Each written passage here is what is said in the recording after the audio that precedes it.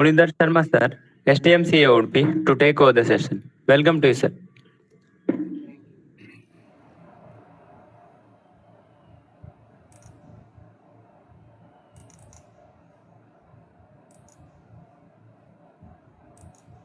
Well, now we will start with a new chapter today. The one of the important chapters of Sushruta, that's yantravidhi madhyayam vyakhyasyaamaha.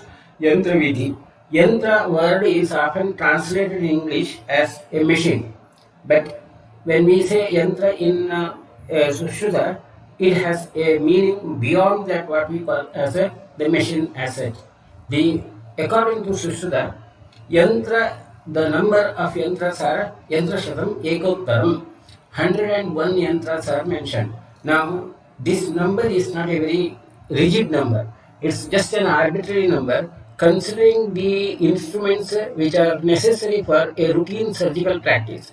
There are many of the other instruments which are mentioned in the Samhita in many other contexts. According to Vagbhata, the number of yantras are a bit more than that. They are innumerable. As per the Vagbhata, Ashtanga Sangraha, Athat Karmavashat Tesham Yatta Avadharanam Ashakyam. Innumerable number of yantras could be formed as such. Now, anyway, that's one of the issues. And the definition of yantras are the Manasharira Badhakarani Shalyani, Tesham Aharana Upayo va Yantrani.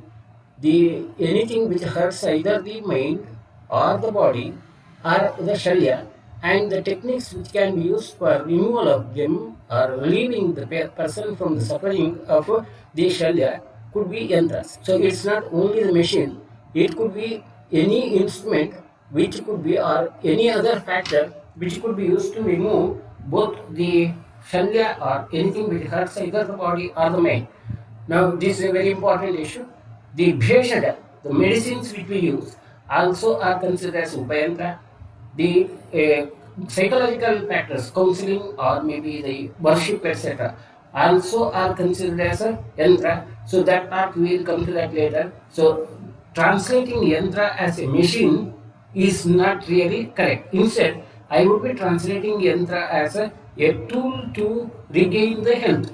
It's a tool to regain the health could be a better definition. Of course, Vagbhata has given a more detailed description or definition of the yantra. Nana dhanam shalyanam, nana desha prabhajinam, ahattum abhipayo va, yastad yantram echa darshane, ashwo bhavendradinam shastraksharanyojane, sheshanga parirakshayam tatha bastyani karmani. So, Vagbhata has given more detailed definition. I think there is nothing new in it. It's all these are included in what Sushruta has said, but there is somewhat more practically useful detail. The one is it's a Shalya Nirharana, the technique which is used for Shalya Nirharana. Yantra also is used for the diagnosis of a disease, darshane, or visibility, or making a lesion visible, or it could be also for protection or of the surrounding area during the surgery or minimizing the collateral injury. Sheshanga Pariraksha is minimizing the collateral injury as well as the instrument which could be used for a specific procedure like Pastyadi Karmani. These are the definitions of the yantras. अत्र हस्तमेव प्रधानतमं यन्त्राणाम् अवगच्छ किं कारणं यस्मात् हस्तात् हृदये यन्त्राणाम् अप्रवृत्तिरेव तदधीनत्वात् यन्त्रकर्मणाम्. Now, though there are 101 yantras mentioned, it's not the hasta in the sense it's not the hand which is the important thing. It's the human being who is behind the instrument who is more important and more commanding than the real instrument. Now, this is a very important fact and very pure scientific fact. The scientific fact is if you consider the weight of your brain and maybe the total function of your brain to that of a supercomputer. Now, suppose you have comparison, this is again not my version, it's from the version of a specific education site. If you compare the weight of the brain, which is 1.4 kg, compared to that of a supercomputer, which would weighing 150 tons, and the space of the brain would be just about 1/6 of a basketball, that's about 80 cubic inches, whereas the supercomputer would occupy almost a basketball court area, that's cabinets over 400 square meter area.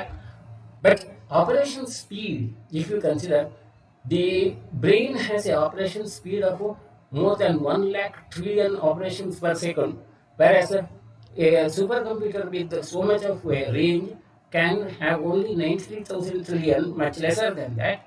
The energy efficiency, the capacity or utilization of the energy in case of brain is just 20 watts, whereas it's 10 million watts. Now that's simple, very simple issue. Human being is the main controller, and the instrument, whatever the technology, cannot just command on the human being, and it's the human being who commands the technology. This should be the idea, and it's not only my version, or maybe even very famous scientists like Albert Einstein has also said, if the technology surpasses the human interaction, then the world will have a generation of idiots. This is exactly what's going to happen now, which is happening now, and there is a need for review of this kind of an approach where the machine is commanding the human being. It should be in the other way. The human being should command the machine. So this is a bit diversion, but I think that's also an important issue.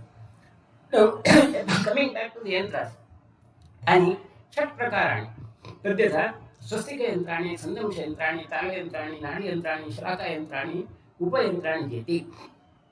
The instruments are again further classified into 6 categories. We will go into each of the categories. तत्र चतुर्विंशतिः स्वस्तिकयन्त्राणि, द्वे सन्दंशयन्त्रे, द्वे तालयन्त्रे, 20 नाड्यः, 28 श्राकाः, 25 उपयन्त्राणि. These are the numbers which are mentioned by Sushruta. Again, repeat the same. When we say Chaturvinshat 24 Swastika, that doesn't mean it's only the 24 instruments are mentioned, but it means a minimum of 24 instruments should be there in a surgeon's kit to have a regular practice, considering the incidence of the diseases during those days and variety of the procedures a surgeon would be doing. So, depending upon that, number of instruments could be lesser or more. Now, further, the instruments again are categorized into 2 categories, yantra and the shastra. Shastra we will be dealing with the next chapter. So, roughly, yantras are the blunt instruments in general, with exceptions other way, whereas shastras are the sharp instruments.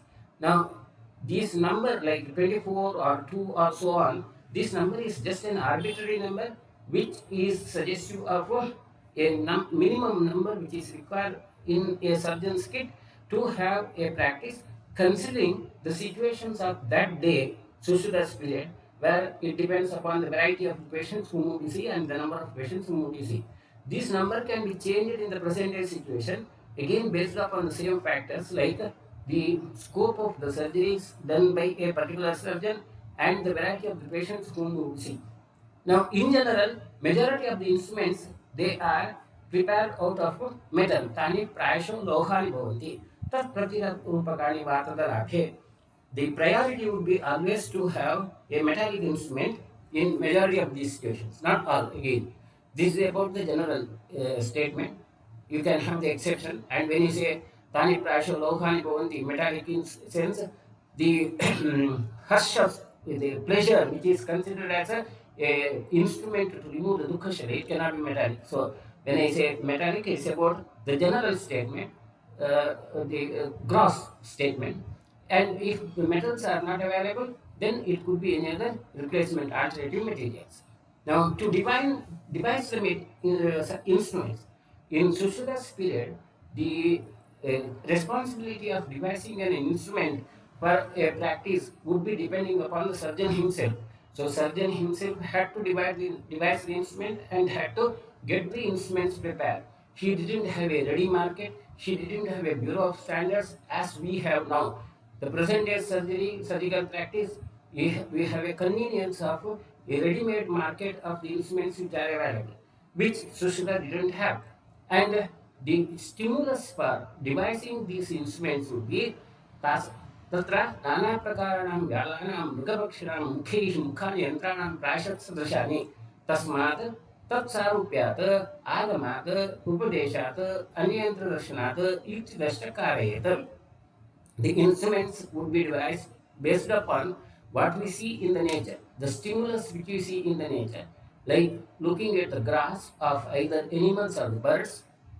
Animals in general would have a relatively shorter neck and a stronger grip, whereas the birds in general would have a longer beak and they can reach into a crevice, a true narrow area, but their grip would be lesser. So this way, depending upon the requirement of the type of a grip and the access, the instruments could be devised based upon a resemblance to either the animal or a bird. Now, when we say animal and a bird, it's not that the instruments are decorated like an animal and a bird. Many of the textbooks which are published otherwise, they would have an instrument which would have all that the special eyes, ears of an animal, but that's not the idea. The idea is based upon the basic mechanics of that. Now, once the suppose you either you have to devise an instrument based upon that tatsarokya, the animal's resemblance, or agamata, based upon the textual reference. Some of the instruments and their details are discussed in the text, and based upon that, you may have to devise the instruments of your own, or upadesha, as taught by the teacher, or anya yantradarshana, by looking at the instruments used by others, you may devise the instrument, or Sushruta gives you the freedom of devising your own instrument based upon your requirement and your experience. Yukti dashta karayeta. Samahitani yantrani kharash rakshamukani cha sudrudani surupani sugrahani cha karayeta. In general, the instruments have to be prepared well and they have to be kept ready, and the instruments could be of different varieties, like either some of the instruments which may hold harsh firmly, or some may hold smoothly, like Ellis forceps and yeah, Babcock's forceps. Ellis forceps hold the tissue with the biting, and Babcock's forceps hold the tissue without biting. So, Kharash, Lakshana, Mukha, so on. We'll have more detail about these issues in due course of time as we go further into the discussion. And the instrument should be sutradhani, should be strong enough to achieve the target of the purpose. Surupan, they should look somewhat reasonably good. That doesn't mean that instrument should look extraordinarily cosmetic. It's about just having a proper look asset, should not produce a odd look asset.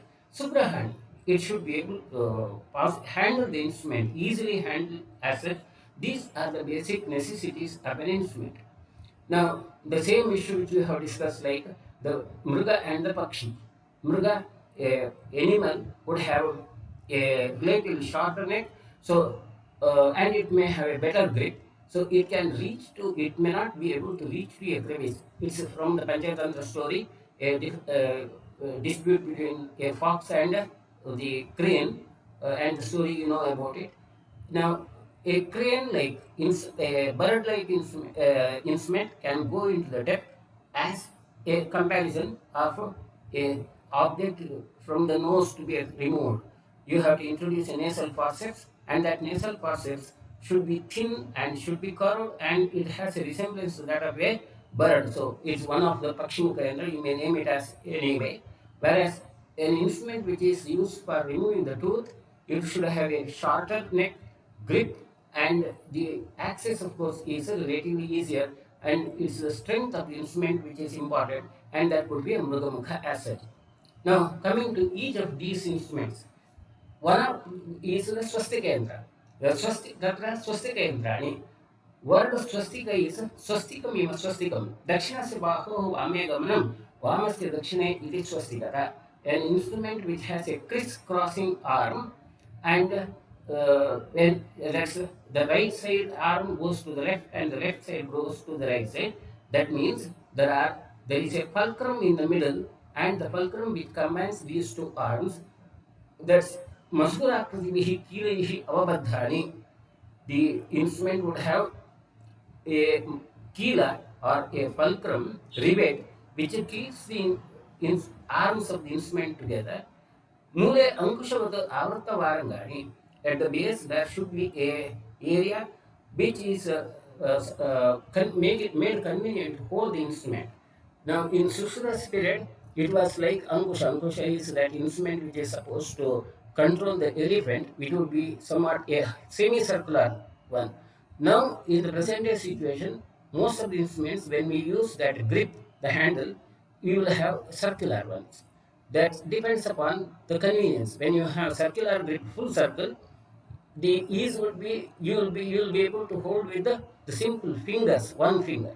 But if it is a open half circle, then you can hold with the more than one finger.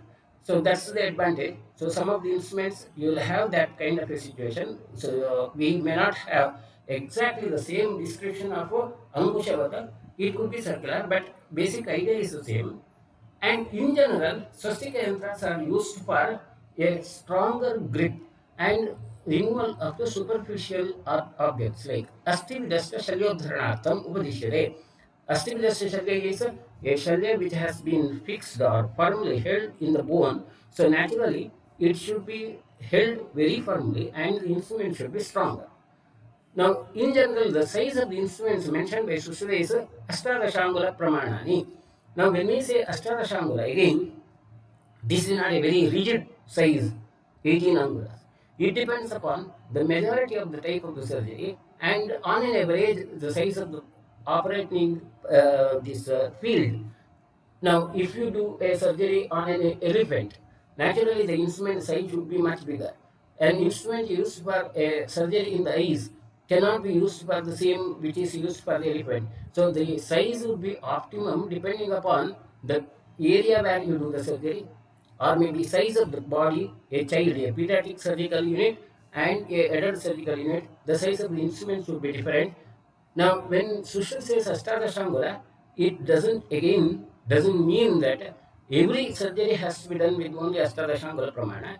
It's about the common variety, maybe variety depending upon the variety of the patients whom at that time they used to treat quite frequently. The Ashtadashangula was considered as the optimum size. So it should not be rigidly felt as such.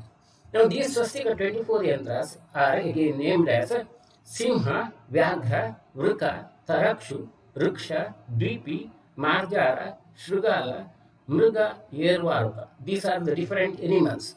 Different wild animals, or maybe some of them could be domesticated.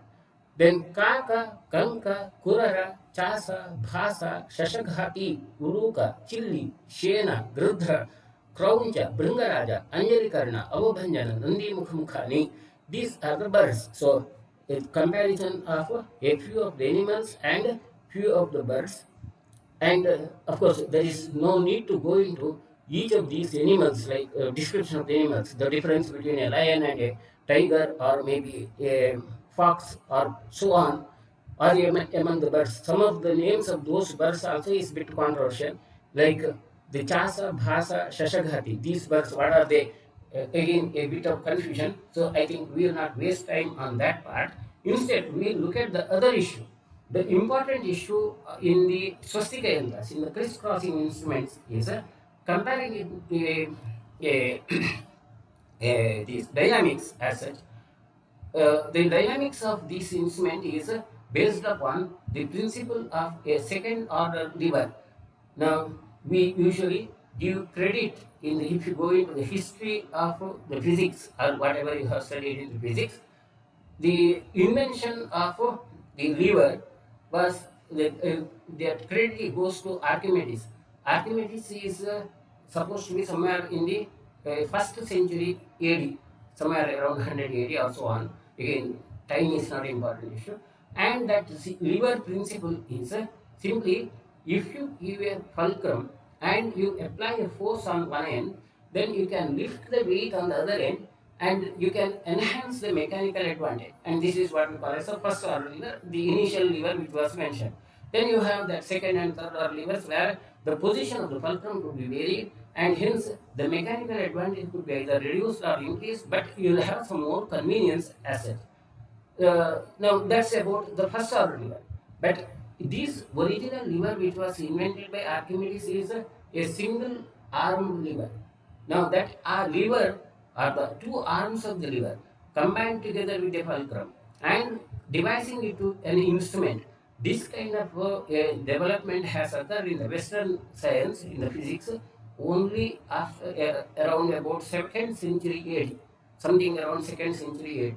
Whereas in Sushruta period, such instruments were devised, and moreover, that instruments again had varied of different mechanical advantages, either in terms of the gaining or losing, maybe modifying the mechanical advantage. Now, simple basic law of physics is a mechanical advantage of an instrument would be depending upon the arm length, a fulcrum if it is considered as O, and the force, the point where the force has to be returned or function has to occur if you consider as F, and this area where you have to apply the force is considered as A, then FA divided by FO, this FO divided by AO, that's the area, the mechanical advantage.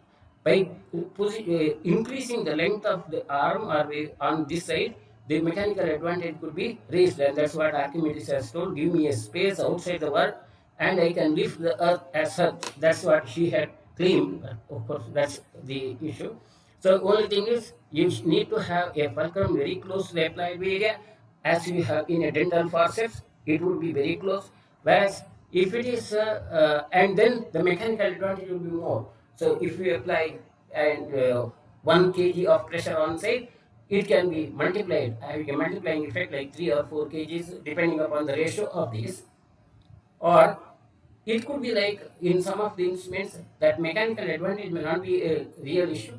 As in case of a nasal forceps, it could be like the mechanical, and if you are removing only a small object, it's not the mechanical advantage which is important. Instead, what you need is a access to the longer area. So the arm on the other side of the fulcrum is enhanced, whereas arm on the handle side is lesser. In this case, there may not be a mechanical advantage. So if you are moving a small light object but at a distance, then the instrument is devised in such a way that the fulcrum is kept at a far off distance from the functioning end asset. Then, or it could be like curvature of the instrument. By modifying the curvature of the instrument, access again can be enhanced or access can be modified. If you have to get into the nose, it has to be more curved. Depending upon the area where you have to go in, the access, the curvature could be modified. So that's exactly what Sushila has mentioned in terms of these issues, naming of these animals, Simha, Vyagra, Vruka, Tarakshu. These are all the names which suggest about these kinds of the modifications. And this is a point which we have to highlight, like the technology of devising the instruments, devising that complex instruments, and again modifying their functions to that advanced limit of gaining the mechanical advantage. That kind of a practice existed in India much earlier, much earlier than any of the other contemporary civilizations anywhere in the world. And the history as it is recorded now, as it is publicized now, needs to be modified.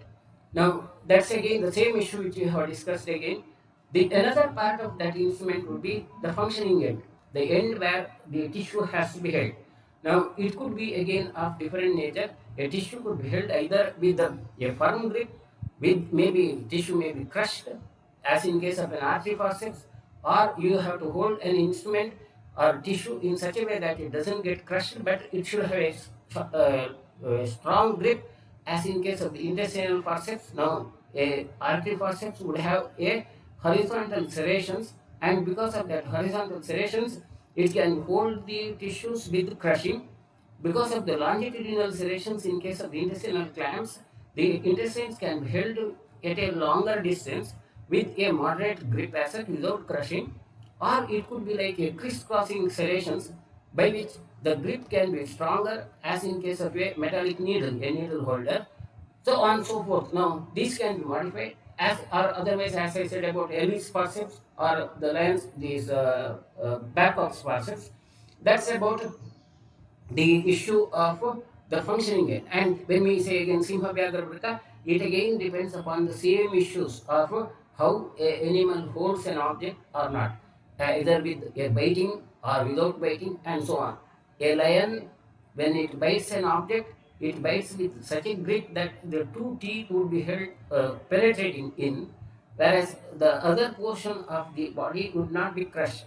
whereas a tiger would have a more of incisor teeth, so it would, or rather in general, the other way, sorry, instead of giving the example of tiger, I would give the example of a cow which holds an object.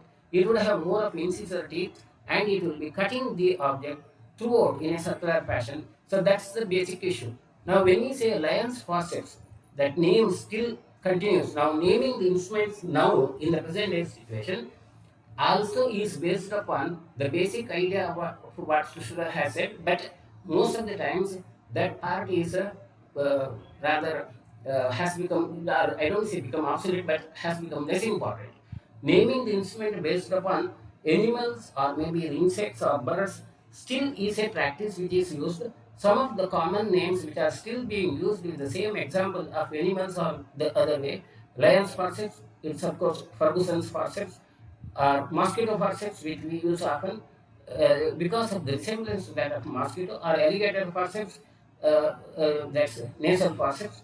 Now, this kind of a practice of naming the instrument after birds or animals or maybe whatever you see in the nature still does exist as such. It's that kind of a practice still exists, but majority, most of the times, the instruments are named based upon the patent right, the person who has devised that instrument, and hence popularly in the present day situation, you will find the names of the instrument based upon the person who had devised, like Ferguson's, Hartman's, and so on, instead of going for the basic idea of the shape of the animals or birds.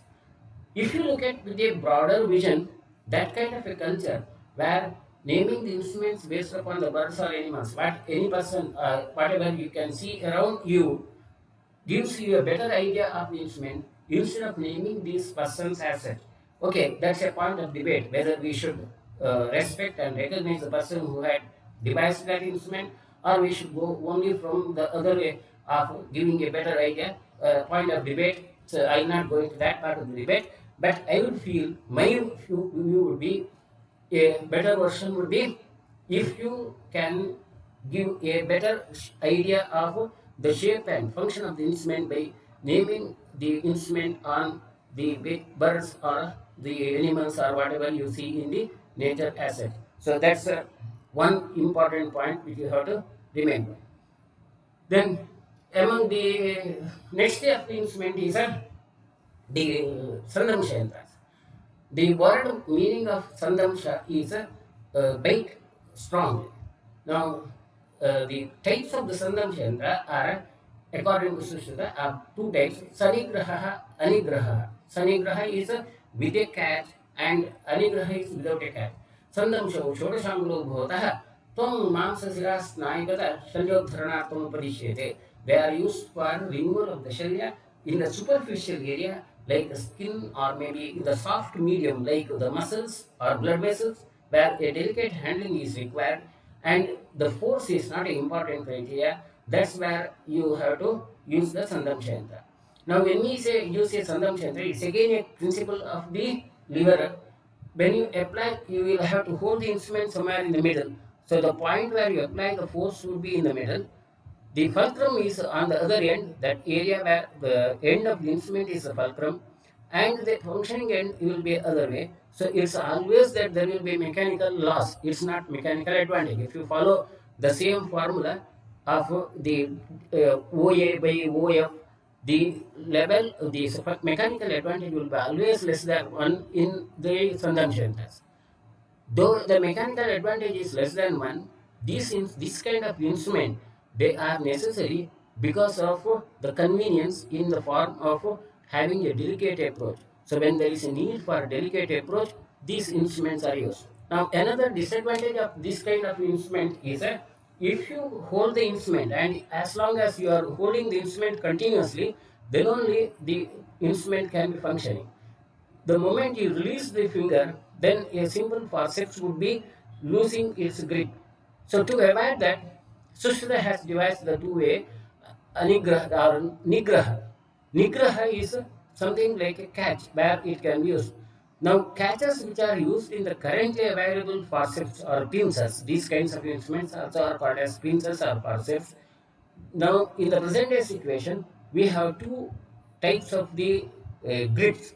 One is, instead of having a bland or smooth end, you can have a toothed end. If you have a toothed end, and if you hold an object, maybe like a flesh or maybe a soft tissue like adipose tissue in a toothed forceps, the load on the finger can be reduced to a certain extent. That tissue itself can keep the instrument closed, or it could be that grip can be achieved by having a rivet and a corresponding opening on the other side, so you can lock the instrument. The nigraha which is mentioned by Sushruta was of a different type, where a ring would be placed on the one side and the ring could be pushed to the other side. That's the type of the nigraha which is mentioned in Sushruta. Even now, such kinds of instruments are used in some other context, may not be in the surgical practice. The test tube holder which you use in the laboratory is of a similar nature, where there would be a ring which can be pushed forward or pushed back, and by pushing forward you can lock the instrument partially. So that kind of the modifications, technological modifications, could be used as a. At present, you may have some more modifications in these faucets by having a curved body, so that again the axis can be modified, which Sushruta might not have mentioned as a. But still, the idea of a faucet where mechanical advantage is not the criteria, but delicate handling or handling an object which cannot be held with the hand directly, like, to give the example, either due to the size of the object, like when you use a chemical balance and when you have to transfer the micro weights like milligram weights, you always use a forceps. Or when you are dissecting the body in the dissection theater, the tissue which cannot be handled with the hand, then you have to use these kinds of the forceps. Or even in the household activity, if you have to hold a hot coal, then you will be using an instrument which is like the forceps as a. So this kind of situation where the object to be held either is so delicate that it cannot be handled with the hand, or a physical property of that object is such that it cannot be held, like a hot coal or a very strong eroding chemical asset, or it could be like simply because it has to be held it's in a delicate medium, and it has to be picked up like the eyebrow plucker. In such of the situations, you will be using the pincers. Vagbhata has added some more of these types of the instrument, the muchuti. We will come to that part later. At the end, I will come to that part. A few of the instruments which were added by Vagbhata, and at that time again we will repeat this kind of the discussions. Now, the description of this Sanigraha and Anigraha in the commentary, Dhalana commentary, he has given the description like Samarangaha Napita Siva or Anyashta Anigraho Anibandhanaha Suvarnakarasya. The description given by Dhalana in that situation would be a barber using a forceps like instrument, the eyebrow plucker, that was considered as the Sanigraha, whereas the forceps used by a goldsmith to handle that hot coal is considered as a Anigraha. Comparison to that. So this kind of instruments is the Sandamsha Yantra. Then comes the Tala तालयन्त्रे द्वादशाङ्गुले मत्स्यतालवद् एकतालद्वितालके कर्णनासानाडीशल्यानाम् आहरणार्थम्. Talayantra are of two varieties, and they are having either the shape of a matsyatala, like a pellet of a fish. Pellet of a fish in the sense a curved, smooth surface which can be used to hold an or push an object or reposition an object or pull an object with its hooked leg. And primarily, Sushruta has suggested that these instruments are used for removal of the shalya from a narrow cavity where you can reach only from one end and the other end is not possible, like the ears, the ear tube, or nasa, the nose, or nadi, any other tubular wound as such. In such situations where you have access from only one side, this kind of instrument which is having a hook-like structure, a minor hook-like structure, it can be pushed beyond the object and then pulled out. That's about the idea of talayatra. In the present day situation, Of course, then the ekatala and dvitala. If you use the earwax remover, now most of the times when you use the earwax remover, now you use cotton bud, but traditional earwax remover are still used, and there you will have exactly a similar shape, a small curved one end, and most of these would have a curvature on only one end. Suppose if they have both ends, then it could be considered as the same. Now, the similar shaped instrument are now used in some other purposes. The instrument which is used with a similar tala-like appearance are used for the retraction. So, I don't say that retractors are tala yantra, because the purpose or function of the retractors are to have a vyuhana. The edge of the wound has to be separated or held as such, which is a function of the Sarpapanamukha yantra. A similar instrument was mentioned by Sushruta as a Sarpapanamukha yantra in the Sharaka yantra category. But if you consider the shape of that instrument, it could be again having the shape of a Tala. So I would say again a point of debate whether these retractors have to be considered as Tala or not. I would prefer to keep that retractors in the category of Shalaka yantras and Sarpapanamukha yantra because their function is Vyuhana. But there is definitely, yes, the shape is that of a Tala, Matsya Tala. That's one point. Another of the important point is if you see a advanced technology of removal of a object foreign body like a blood clot present in coronary vessel, coronary the removal or that coronary clot removal, or in case of the stones which are located in the common bile duct and if they have to remove it, the technique which is now used is called as Fogarty's technique. And that Fogarty's technique would be a tube with an inflatable balloon on one end. Now, if you insert that tube like something like your Foley's catheter, not of the same size, a micro size, and that instrument is pushed beyond the object, and then you inflate the balloon. Now, that inflated balloon would be acting as the tala of a tala yantra. You can pull the object towards you easily. So that kind of a technique is the also could be that kind instrument also may be compared to the functions of the tara yantra. Anyway, we'll have more discussion about these issues in the again when we go into the Aharana Shastra Dharma later on. Now, the next category of instruments are the Nadian class. The word Nadi is suggestive of a tubular instrument. So instruments which have a tubular structure, they are the Nadiyantras.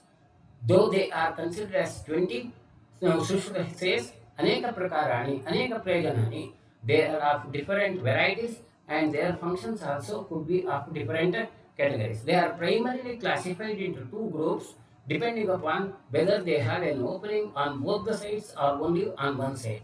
Ekatomukhani, Ubhayatomukhani ja. They are classified into two categories, Ekatomukhani or Ubhayatomukhani. And their major functions are Srotopata Shalyodharanartham, to facilitate removal of a shalya from a lumen, a narrow tubular structure of the body, or Rogadarshanartham, to visualize a lesion which otherwise cannot be seen by a naked eye, Atushanartham, for the suction, and Kriya Saukaryartham, to facilitate the procedure, to prevent the injury to the others. That's exactly what Vagbhat has said as a Sheshanga Pariraksha is a Kriya Saukarya. And their dimensions would be Tani Stroto Dwara Parinahani, Yatha Yoga Dirghani. The dimensions would be depending upon the area where you have to do the surgery or do the protocol procedure as such or the purpose as such. The commonly seen 20 varieties are Tatra, Bhagandara, Arsho, Vranavasti, Uttarabasti, Mutravrutti, Dakodara, Dhuma, Niruddha Prakasha, Saniruddha Gudayantrani, Alabu Shungayantrani, Upadishta Vakshamaha. The now the number of Nadi yantras mentioned by Sushruta are 20, but if you count these would not count 20. Bhagandara yantra, Arsho yantra. Now, to understand that, to make up that, you will have to go into the more details of that. We will come to that part later, maybe. Now, the functions, when I say Srodopatishalodaranatam, like an instrument to remove the object in the nose, you have to visualize.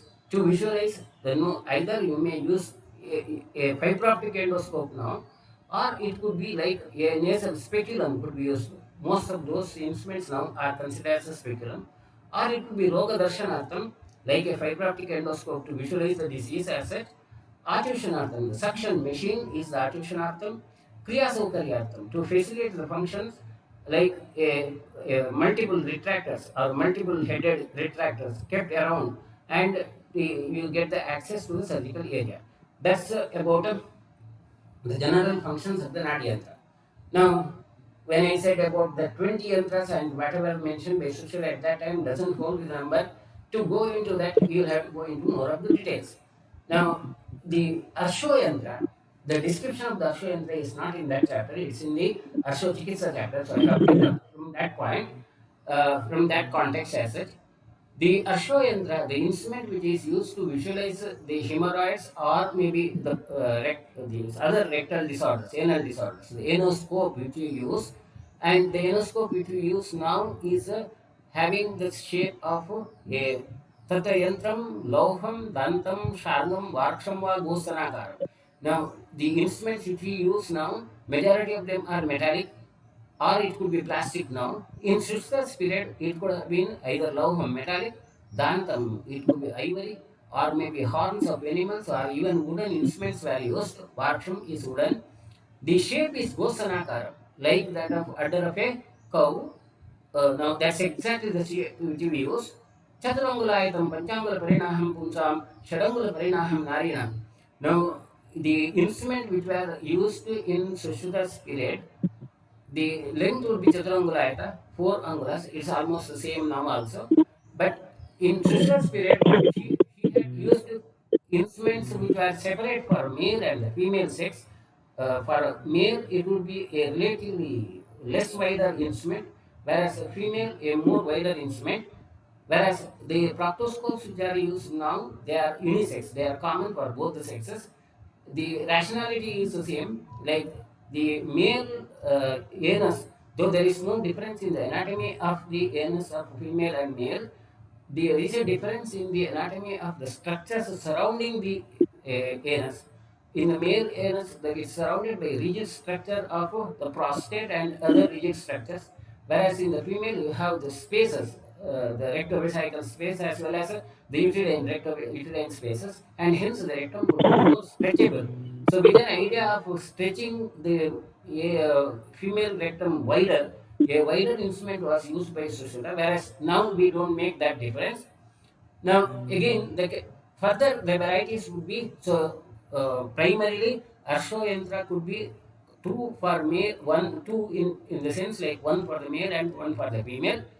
Again, based upon the purpose as such, it could be either tata vichidram darshanartham ekachidram karmani, a proctoscope with a one opening at one end, or proctoscope with a slit. That proctoscope with the slit is vichidra, and the proctoscope with the one opening is the ekachidra. Of course, all the proctoscopes or all the Ashwayandra are of a Vimukha Nadi yantra, they have two openings. But even at that Vimukha Nadi yantra, either there could be Ekachidra or Vichidra. There could be one visualizing opening or maybe the slit on the other side, two openings, and hence their uses would be Ekachidram to Karmani. Ekachidra is for used for the procedures, whereas Vichidra for the diagnosis.